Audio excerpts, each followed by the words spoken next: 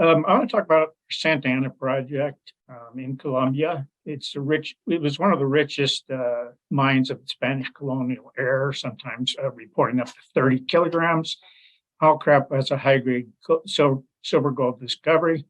We have a pending MAIDEN compliant resource for the end of March or the first quarter of 2023. And we think there's a future mine in Santa Ana.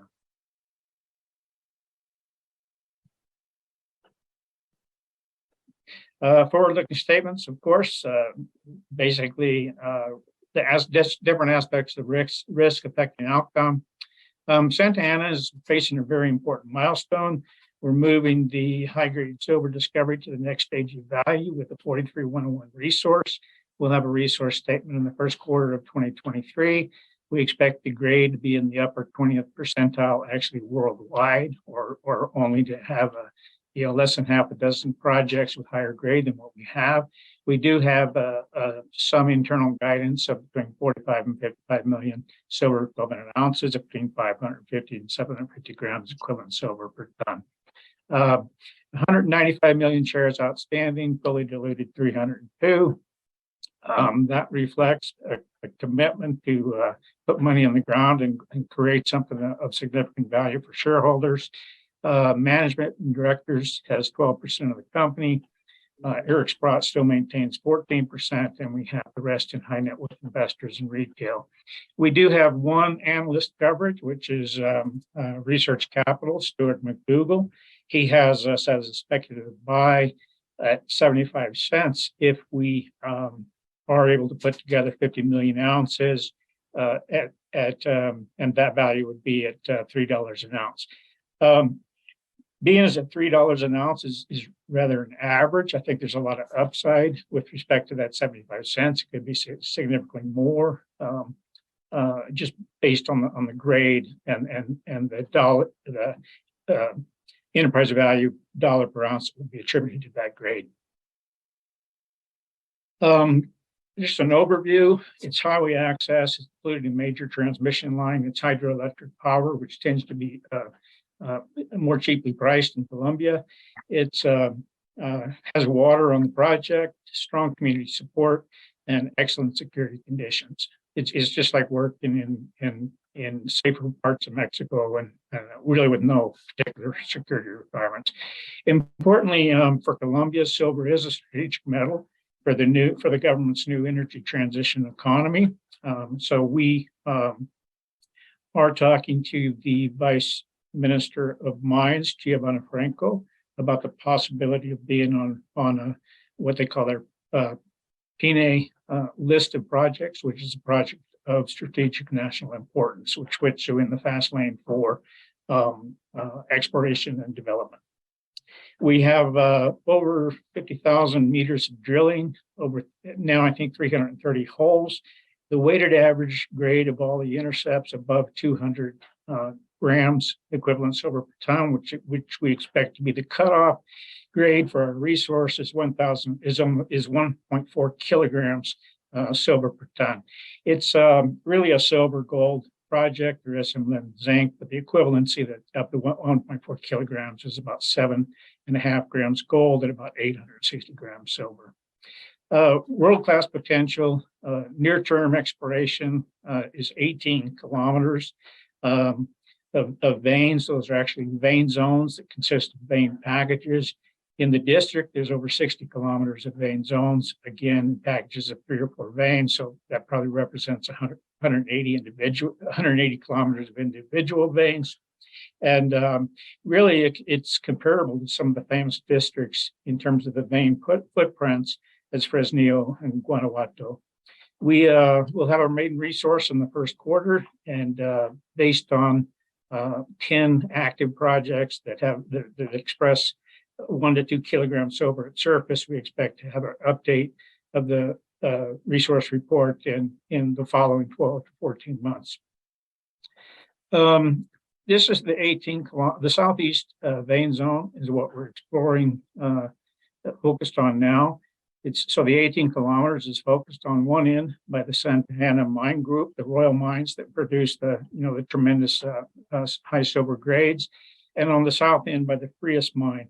The freest mine produced up till 1910, I believe, 7.8 million ounces at 1.3 kilograms silver recovered. So that whole trend that we're working is anchored by significant resource type occurrences on either end, and then we have 10 to 12 targets between the two that all express over a kilogram silver per ton.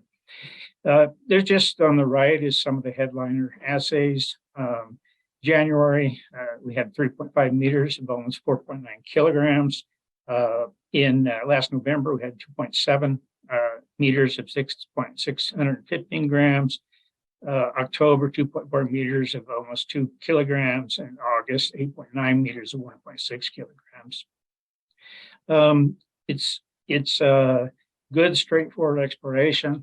It's a commonly veins outcrop and the mineralization outcrops. We've developed two new very important exploration vectors. Is when we set up a drill rig, we put our first hole at about 700 meters mean sea level, which is usually about 150 meters or so below the surface, because that will almost invariably be the top of ore or near the top of ore district wide. Also, the ore chutes, because of the structural makeup of the project, the ore chutes have a systematic occurrence of every 300 to 400 meters along veins. So it's just, one after the other through that 18 kilometers. The average true width is between 0.77 to 1.6, depending on what chute you're in. It's worth recognizing, and it's actually it's worth recognizing that Brutica now, which is a world-class system, their vein width is now down to 0.7 meters true width, and they are doing 1 meter long hole open stoping. We're actually been able to use that as a reference for our independent QP to look at some of the mining methods and costs. Only the resource veins are reflected in red on this map. The rest of the veins are prospective veins. Basically, the more work you do, the more you see the veins are packaged like. Any one of these veins to the southwest are not going to be a single vein. There'll be 1 to 3 veins over anywhere from 400 meters to 600 meters width. So basically, the resource veins are less than 30% of the advanced target veins or prospective veins. We expect that just the targets might provide a 3 times increase in the original maiden resource when we get those drilled out. We have 6,000 of 27,000 hectares are titles and fully permitted. And what we do is we intend to do kind of a rolling permit where we're showing up to do the social license work way ahead of any drill rig. Another distinct advantage, it's a narrow vein system, but almost invariably, again, on a large scale, the veins are in packages. On a small scale, the veins are in packages. In the Roberto Tabar, which is one of our more robust northern chutes, we can composite veins and wall rock together and get up to 8 meters true thickness at 450 grams equivalent silver per ton. So it won't all be very, real narrow veins. It'll be some reasonably true widths that we'll also see. We've done the compositing just kind of on a volume basis, not on an engineering basis, but if we can composite 20% of the veins, our average thickness almost doubles from 0.76 to 1.52. Another good check mark for Santa Ana is very simple mineralogy and metallurgy. 90% of the gold occurs in a free native state, meaning it's just, like panable or gravity accessible. We have 4% electrum, coarse electrum, 4% 4% native silver, and then 88% of the rest of the silver is in argentite itself, which is a 87% chemical composition of silver. So really, we only have to focus and crack one mineral to recover the silver, and we anticipate a very simple and economic processing stream. 80 to 90% of the silver sulfides can be liberated at between 53 and 106 microns grinding. Average recoveries are 96% for gold. Average recoveries are 94% for silver. And we can, when the concentrate tests we've done, we can get about 6.5 kilograms silver and about almost 3 ounces of gold. So there was some concern about Colombia with the election of the PETRO government. He's a left-green, more left-green candidate than Colombia had seen before, but they've consistently said that mining is needed to produce the metals for the energy transition. Colombia wants to be a part of that. If they can, they want to do more than export. They want to be able to produce some components of solar or that sort of thing. And basically, the government is not anti-government. They just anti-mining government. They just want to promote social and environmental, minimum responsible mining, which of course everyone does. But also importantly is they realized that 40% of Colombia is below the poverty line of the country, and they realized that both exploration and mining pushes wealth out into the countryside through jobs, taxes, and royalties. And we think we're really aligned with what the government wants. So the catalyst will be going forward. Will be good news flow for the next 12 months. We'll be drilling 9 near-term high-grade vein targets. Multi-kilogram type targets commonly. We'll have 2 to 3 drill rigs. We expect 1,800 meters per month. We will drill the freest mine satellites, which means we'll be drilling immediately adjacent to an 8 million ounces of silver mine.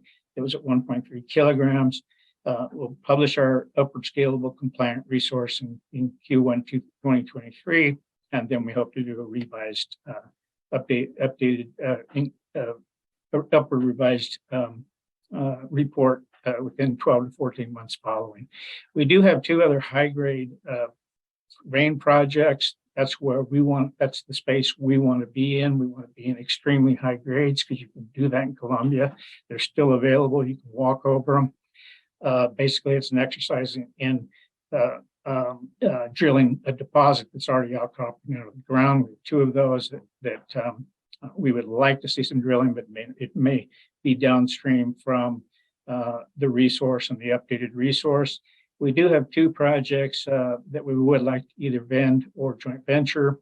One of them is immediately adjacent to the ANZA Agnico Newmont joint venture, and the other, and also it's on a kind of a step over between that has Quebradona, 1% copper that can be mined underground, and then Orobeja on the next part of the step over to the west.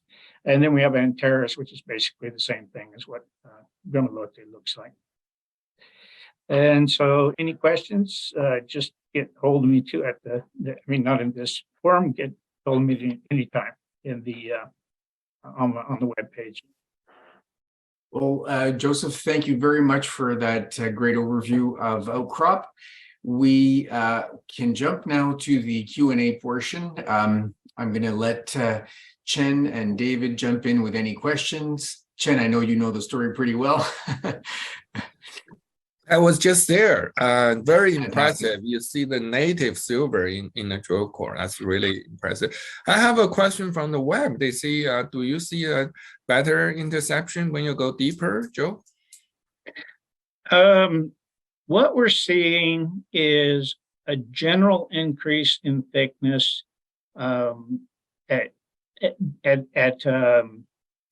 below about 300 meters from surface.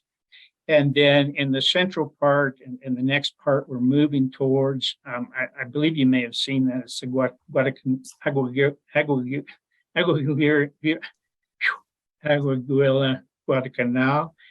Those veins are up to 4.7 meters at surface, and that looks like that was another colonial mine area. And then with the compositing veins together, I think we'll see a better true thickness overall than what was expected. Wow, excellent. Yeah, I've been there and a very impressive project you have.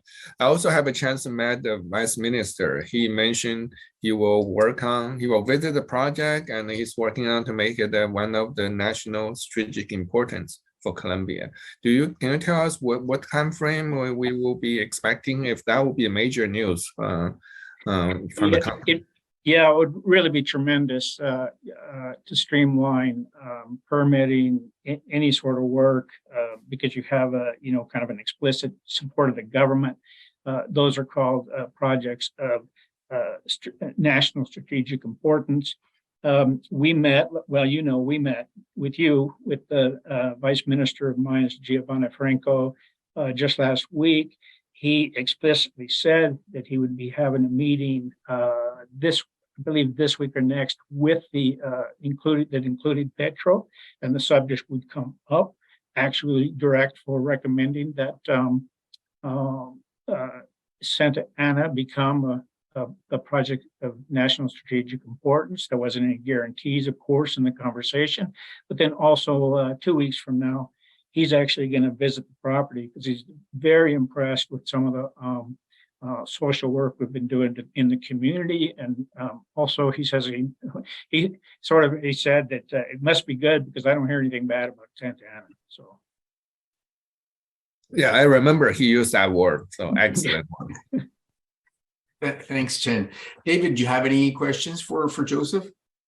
If you don't mind, Pete, I'm going to take a couple that came on the board from Absolutely. the audience. One is there any risk of the resources being nationalized? Yes, always. There's a risk in walking across the street. As James outlined, I mean, with NAFTA and all the contracts in place, even if there was a lot of pressure, and I got a book behind me called Resource Wars, I think it'd be negotiated. I don't see it. But if you're really worried about it, you want to spread out, you want to just use common sense and have some, what I call conglomerates, have some streaming companies that have several jurisdictions. So if something went bad in one jurisdiction, you're not losing your whole investment. One above that is, and one of you guys could back me up, what is the selling price in the ground that would be an attractive takeover? That is a tough question. So I could tell you at the top of the markets, when things are in a feeding frenzy, that you can achieve in the past 10 cents on the dollar. So in other words, if gold is at $1,800 an ounce, you might be able to sell it for 180 in the ground. That's the top of the market. So what would be attractive? Well, it'd be something under that. But you could buy, a great situation and have a 20-year bear market. What good does it do you? So that's a tough one to answer, but Chen's might be a better answer than me. And Joseph, we talked offline. I'm envious, man, where you're at right now. I love Colombia. I love what you're doing. Chen, thanks for the input, and I'll just stop there. Thank you. Great. Thanks, David. And thanks, Joseph, as well. Did you want to comment, Joseph, on anything David had said? Our probable exit strategy, we're not in any hurry. We think we could be re-rated, which will reduce our cost of capital and let us drill more and faster. I think we see on the fully permitted titles, we see 150 million ounces of silver equivalent as possible. And I can't say what that would be valued at exactly, except for the fact that if an average is $3 used by research capital, and I think I saw that in another I think I saw that in another presentation from one of your silver guys. It could be $4 an ounce. Yeah, I mean, especially if silver rockets. Exactly.